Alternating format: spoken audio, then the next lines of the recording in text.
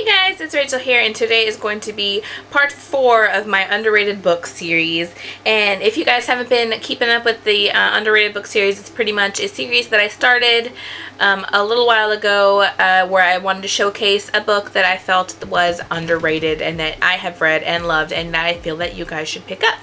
So today is going to be taking a little bit of a detour from the typical books that I pick for my underrated book series. Usually I have been picking horror or zombie because those are my loves, but today I have chosen fantasy for you guys, and so I really hope that you guys enjoy this, and if you have any questions or any comments, please go ahead and leave them down below. And so yes, so the book that I have chosen this week is going to be Poison Study by Maria V. Snyder. Now, I saw this book for the very first time on Priscilla from the Readables channel. She had mentioned that she'd read it and that she really liked it.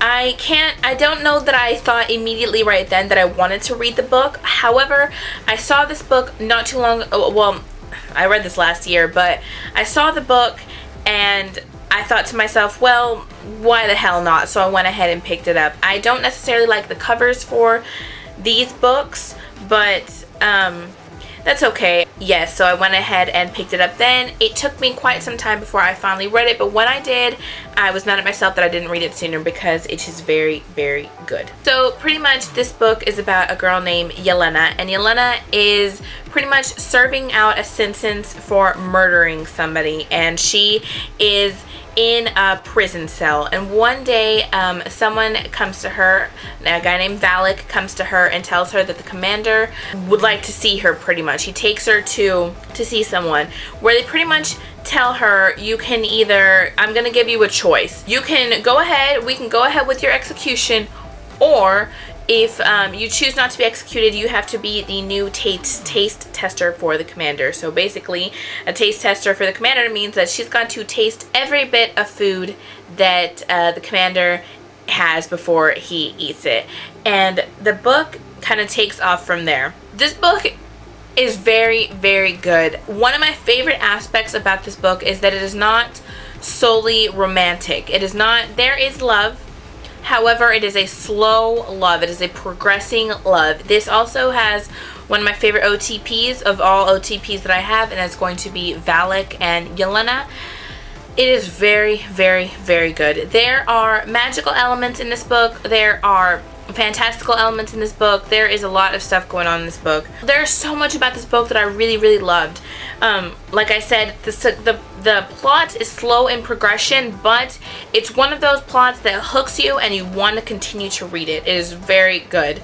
Yelena is one of the most kick-ass characters that I have ever read. Man, she is just kicked down to the freaking ground when we first meet Yelena. Yelena, she is thin. She's a prisoner, you know? She's pretty much a prisoner. Even though she is now the food taster for the commander, does not mean that she's not still a prisoner. So she's still treated as if she's a prisoner. There's so many people are still so awful to her. But when you find out why Yelena murders the person that she does, then it makes sense and you feel so bad for her. She had such a difficult life. She is stolen away when she is young. It's just, oh man, it's really sad. Yelena's life is very, very sad. Valak comes into the picture. Valak is pretty much the guard, the head guard for the commander. He is someone that the commander trusts, and Valak at points is conflicted on whether Valak is 100% loyal to the commander. 100% loyal to the commander. However, he's conflicted because he also has feelings for Yelena, and he kind of tries to deny his feelings towards Yelena at first. At first, I really didn't know who the romantic interest was going to be for Yelena because there was somebody kind of else in the play. But yeah, world-wise, the world is so interesting. The world, it is such a big world. The commander has pretty much, they've come and invaded, they've taken over everything, and now the commander everybody has a job, everybody has this and this, and there are those people that feel that this dictatorship to an extent is okay, and other people that feel that they don't like it. There is so much to this world, and it is so interesting, and I absolutely loved it. There are 3 books in the series. There is Poison Study, Magic Study, and Fire Study. And just recently, within the past several months, Marie V. Snyder had announced that she's going to be continuing in the study series, and she's going to write 3 more books for it. I believe the first one comes out next year, and I'm very, very excited for it. I have read Poison Study, I have read Magic Study, and I am halfway through Fire Study. All amazing. My only qualms with the next 2 books in the series is that she doesn't stand as well alone as she did. Another thing that I really, really love about Poison Study is the ending. The ending is very, very, very good. And what makes Yelena one of my favorite characters is the fact that at the end, she goes off on her own. She makes a decision that she needs to go and she needs to do something on her own.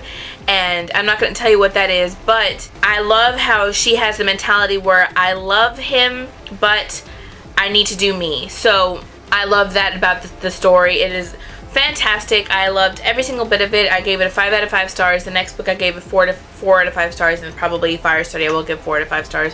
The entire thing is just absolutely amazing, and I highly, highly, highly recommend it if you are looking for a really good fantasy.